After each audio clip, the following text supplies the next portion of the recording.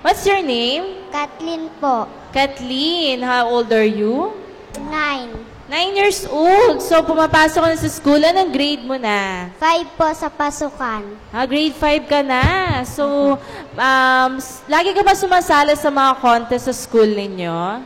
Opo. Ano usually sinasalihan mo? Drum and line. Sorry? Drum and line. Ganun ba? So, anong favorite subject mo? Filipino. Ano? Filipino. Filipino. Bakit yun ang favorite subject mo? Kasi? Kasi madali. Tama ba? Okay. So, anong talent ipapakita mo sa amin ngayon? Sasayaw po.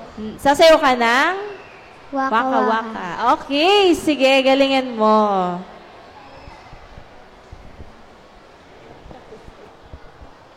Sabi ko sa tandaan.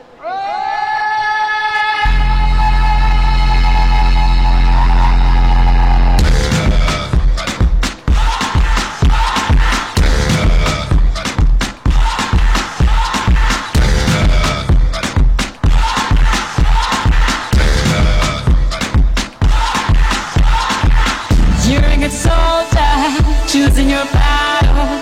Pick yourself up and dust yourself off and back in the saddle.